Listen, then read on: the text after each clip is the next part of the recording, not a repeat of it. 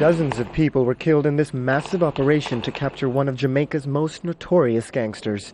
The final stand by Christopher Dudus Coke, the leader of a violent drug gang called the Shower Posse, so named because of its members' fondness for spraying its rivals with bullets.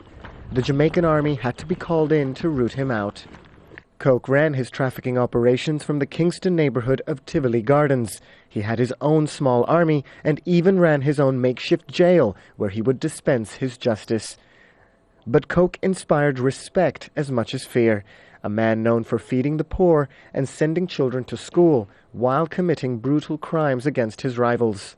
In court, Christopher Dudus Coke told the judge, "I am a good person," but testimonies from women who said they were abused highlighted the cruel practices of his gang. In the end, the judge decided to give him the maximum sentence. I don't know him as to the type of person that they're painting in the picture, so it bothers me to know that someone in that manner of all the good that he's done is being brought down in this way when the good that he was trying to do is pretty much the bad is outweighing it, and I don't feel that's fair. It wasn't a fair case. The U.S. alleges Coke was protected by local politicians, which is why it took several years to extradite him to face trial. Prosecutors say he was so powerful that he enjoyed virtual immunity from the reach of law enforcement. Once Coke has served his sentence, he'll be sent back to Jamaica. Bhanu Bhatnager, Al Jazeera. Well, Milton Walker is a Jamaican journalist and head of news at RJR Communications. He joins us now via Skype from Kingston. Thank you very much for speaking to Al Jazeera, Milton. Tell us, what sort of reaction is this sentencing triggering in Jamaica? Well, I think pretty much most persons in Jamaica expected him to get a fairly long sentence. The reaction that has been a bit predictable has come from the community, Tivoli Gardens, where those persons, of course, expressing outrage, said he didn't stand a chance against the mighty United States justice system. It was a one man against an oppressive system, one person put it. So the community is very angry. Some are upset, in shock when our police were there this morning reacting to the verdict that was handed down in New York. Precisely how much has this case divided Jamaicans? I mean, Dudus Coke had his supporters who saw him as a public-spirited businessman, didn't he? Certainly, but remember that his core support is in a community of less than 10,000 people in Tivoli Gardens. He didn't enjoy island-wide support. What he did was instill fear. So it's not something which has divided the country in any way at all, not at all. At the time of his arrest, the Minister for National Security had said that Tivoli Gardens had become a safe haven for criminals. What's the situation like there now? Have things changed? Has the crime rate level gone down there? Well, first and foremost, Tivoli Gardens was one place where, apart from the crimes that Coke admitted to, i.e. Killing some persons, it was perhaps one of the safest places in Jamaica.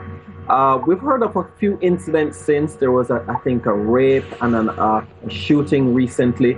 But one, it was taken over by the security forces following the incursion in May 2010. The police have maintained a fairly significant presence in the community. I think there are also some soldiers which have continued to be stationed there. Some entrances are still manned by the army. But the community, in a word would best sum it up, has been defanged. Tivoli Garden doesn't evoke that kind of fear that it once did.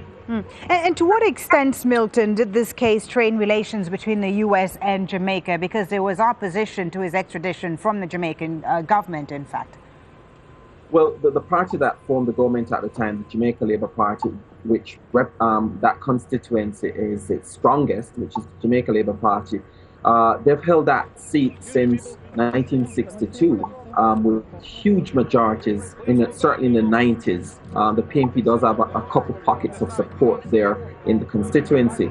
But it certainly did strain relations. It took quite some time for the United States to name a replacement ambassador when the regime changed after President George Bush left office and Barack Obama came into power. We got an ambassador, I think, about just over a year ago.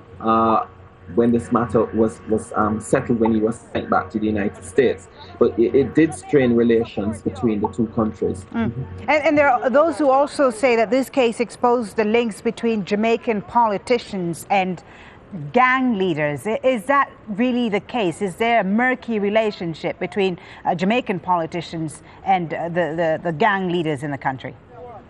Certainly in the past there was a nexus between the criminal underworld and politicians. Politicians in the past relied heavily on criminals to get the vote out, through intimidation and other tactics which they employed to get supporters and persons who were perhaps on the fence to come and vote for them. And that created a phenomenon in Jamaica we call garrisons. There are about 15 of the 63 constituencies which are described as garrison, where their outlook and makeup is similar, perhaps, as Tivoli Gardens, West Kingston, of which Tivoli Gardens is a part. Tivoli Gardens, though, represents an extreme form of that phenomenon, where it's almost like a cult-like following. But yes, there is some links between the political parties, the two main political parties, and the underworld. There are reportedly gangs that are affiliated to either party. Certainly in the old capital, Spanish Town, there are two gangs, Klansman, which is said to be aligned to the People's National Party, that's in power, and the one other gang which is aligned to the opposition Jamaica Labour Party. So there is still some link. The police say it's becoming less so now, but it certainly was in the past, particularly when the state provided significant resources and the gangs essentially became the distribution outlets.